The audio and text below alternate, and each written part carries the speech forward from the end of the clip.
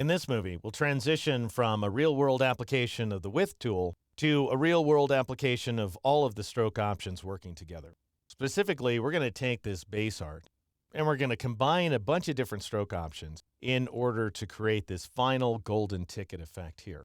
And there's an awful lot of stuff going on. I'll go ahead and zoom in so that we can see. In addition to this multi-stroke effect that I've applied to the headline text, we also have these engraving lines in the background that are all based on a single horizontal line, and that's it. And we're going to start things off by creating this kind of coupon border with a pair of scissors cutting into it, a relatively classic common effect.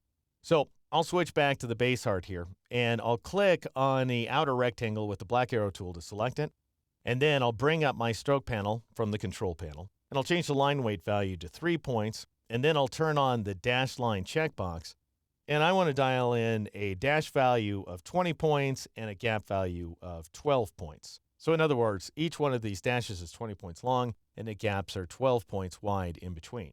Now, the stroke panel tends to remember the last settings you applied in a given session, so in my case, preserves exact dash and gaps lengths is turned on, which means that I have some random behavior around the corners. In the upper right corner, we've got a long horizontal dash and a short vertical one. Down here in the bottom right corner, it's strictly horizontal dash. In the bottom left corner, we have just a tiny bit of vertical dash, and so forth. If you want to even things out, then click on a second icon, Align Dashes to Corners and Path Ends, and we'll end up getting this better distribution of dashes around the corners.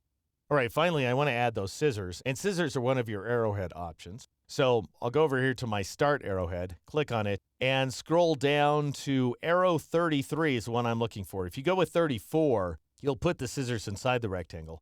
I want them outside, so I'll select arrow 33 like so. Problem is, Illustrator has it in his head that the beginning of the path is down here in the bottom right corner, and I'm not happy with that. I want to see the scissors in the upper left region. So I'll go ahead and zoom into that area.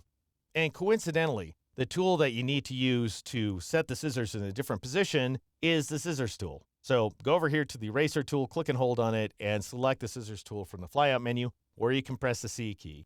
And then you want to click somewhere along this top segment in order to create a couple of coincident endpoints. So you've just created a cut in the path outline at this specific location. And to show you what I mean, I'll press Shift right arrow a couple of times. So now you can see the gap between the points. Unfortunately, only one of those endpoints is selected. I want them both to be selected, so I'll press Shift left arrow a couple times to fuse them back together. I'll press the A key to switch to the wide arrow tool, and then I'll go ahead and marquee those two coincident endpoints to select them.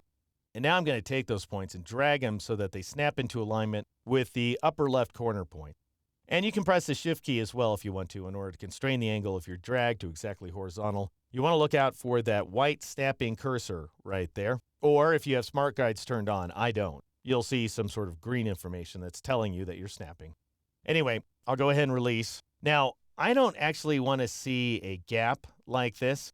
In other words, we're missing a little bit of dash right at this location. And so what you need to do is bring back up the stroke panel. Now, currently I just have a couple of points selected, so I'm not seeing the word stroke up here in the control panel. So I'll switch to the stroke panel manually and expand it by clicking on the little up-down arrow icon a couple of times. And I'll select this first align icon, extend arrow tip beyond end of path, so that the scissors jump over to the upper left corner of that rectangle. Now I'm going to go ahead and nudge my selected points over to the right. And if you're following along with me, press Control K or Command K on a Mac to bring up the Preferences dialog box and confirm that the keyboard increment is set to 1 point, and then click OK. And now I'll press Shift right arrow 1, 2, 3, 4, 5, 6, 7, 8, 9 times in a row in order to scoot those scissors over so that the two half dashes that are merged together at the location of these coincident endpoints ends up being about as wide as the dashes next to them.